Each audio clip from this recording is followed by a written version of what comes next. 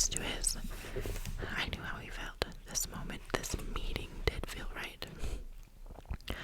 Somehow just knowing the name of another person in this big city made me feel part of it. And Sam seemed nice enough. He hadn't tried to kidnap me or steal from me. He hadn't demanded I leave him alone. In fact, he'd invited me along. And I felt like he'd attempted to make me feel comfortable walking next to him by allowing me some space and keeping our pace even.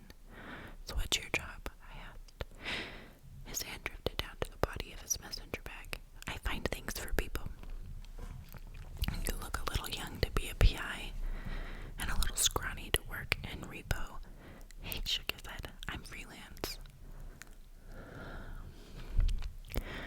So who do you work for right now? Right now I'm finding something for my brother. His boss is specific about certain things, and when Paul can't find them on his own, he asks me to help. He makes you work on Saturday. I work when there's work to do. You don't go to school. Graduated early. He said, his words clipped. Lucky, I blew out my breath, ruffling my hair above my eyes. I still have one more year. We crossed the street, angling past a newsstand. So the book in your bag is for his boss? I asked. How did you know? He started, the faintest sound of panic in his voice.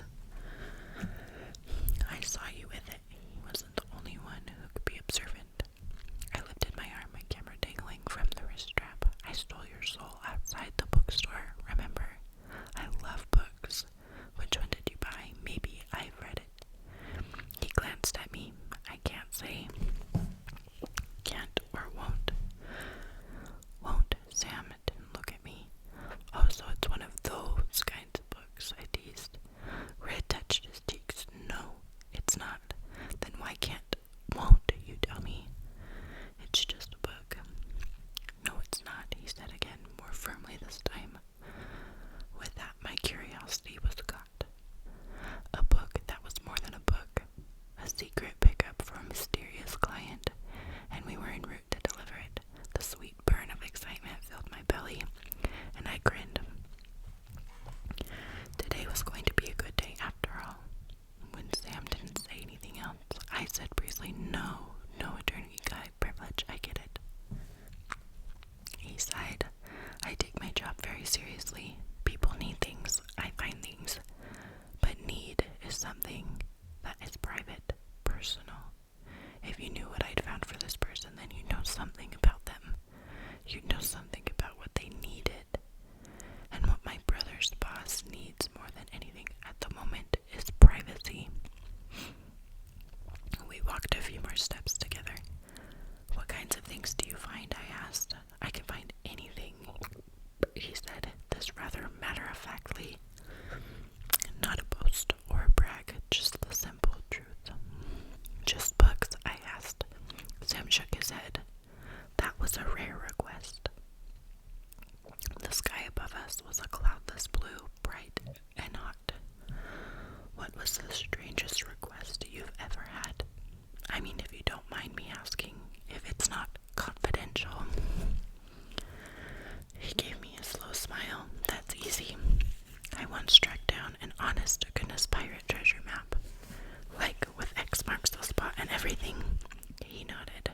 It even said, here there be dragons in the margins of the ocean. No way. Where did you find it? Who wanted it? A pirate map.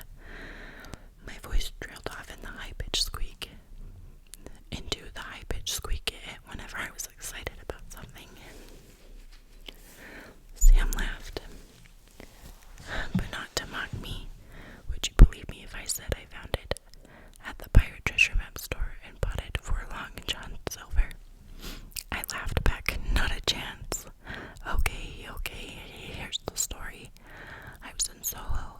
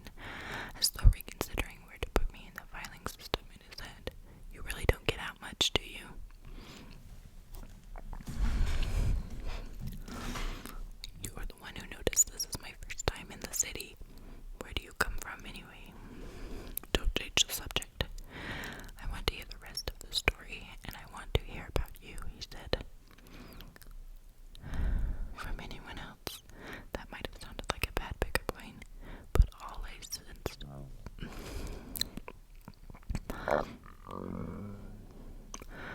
all I sensed from Sam was genuine interest. I couldn't tell if the flutter I felt was flattery or disbelief. No, you don't. Trust me, Vanessa, the voodoo priestess, is a lot more exciting than I am. Trade you for it, Sam said, a shaded gleam in his brown eyes. Even walking backwards, he managed to avoid bumping into people, exhibiting a natural grace and instinct. Trade me for what? Your story, for Vanessa's story, and the story of the pirate map. I don't have a story. Sure you do, everyone does. Mine is lame. She shrugged. Sam shrugged. You'll never know that you don't tell it. Maybe Vanessa's story is the lame one and yours is the one filled with zombies and black magic and stuff. I doubt that. I don't even like zombies.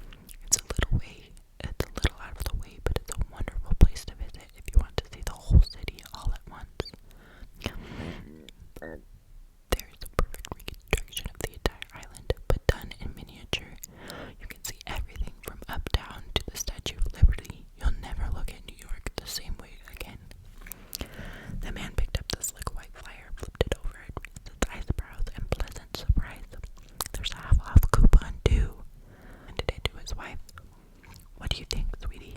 I think it's exactly what we were looking for. She gave Will a pointed glare, then reached over and squeezed Sam's arm. Thank you for the recommendation, dear. The couple left heads together, planning out their afternoon. Will leaned his elbows on the counter and dropped his head in his hands. Shoot me. Sam, I'm begging you to shoot me. Can't today, Will, sorry. Sam drummed his fingers absently against the marble countertop. Will groaned and rubbed his eyes with the heels of his hands. Tourists, he spat. They couldn't make up their minds what they wanted to do. Sightsee, go eat, catch a show. And every suggestion I made they shot down. You heard them, it was like that for hours. This is New York, for crying out loud. There are 1,000 things to do. Pick one. At least they left happy, Sam said. Thanks to you. Will straightened up, peering at Sam through narrow eyes. The panorama, isn't that in Queens? Sam shrugged. I bet the cab fare there is still cheaper than it is to Battery Park. Besides, it's an amazing sight. You should go sometime. I learned about it from a friend of a friend of a friend, Will finished. Yeah, I know, you never divulged your sources. If I did, I'd be out of a job. Will grimaced. You could always have mine. Sam laughed. And direct tourists to the Statue of Liberty every day. No thanks. Some friend you are. Speaking of friends, Will started his attention sliding from Sam to Sara, a wicked curiosity gleaming in his blue eyes. Will, this is Sara without the H. She's a tourist, but don't hold that against her. Sara, this is Will. He's quite the ladies' man, or so he thinks. And you should totally hold that against him. It's nice to meet you, Sara said, holding out her hand for Will to shake. Will did more than that, his fingers lingering on her wrist, his professional smile softening into a grin. His shoulders slouched forward into an assumed intimacy. The ornate grandfather clock in the lobby chimed the hour, and Sam pushed away from the counter, deftly extracting Sara's hand from Will's and angling his shoulder between them. And that's my cue. He turned toward the set of the elevator doors hidden in the wall. Don't want to be late. Will gestured with a sweep of an arm. Be my guest, though a word of advice. Be careful. She's been on the warpath all day. Rumor has it that she made Rebecca cry twice. I'm always careful, Sam said. He stepped forward, Sara right behind him. When Will cleared his throat, he almost apologetically. Come on, Sam, you know the rules. No one goes upstairs unless they're on the list. Sam turned back to the counter, but she is on the list. Will raised one eyebrow and held out a clipboard. Sam took the board, grabbed a pen from Will's desk, and wrote, I owe you one free favor. See, she's right here, Sara. He handed the clipboard back to Will, without the H. Will squinted at the paper. I can't quite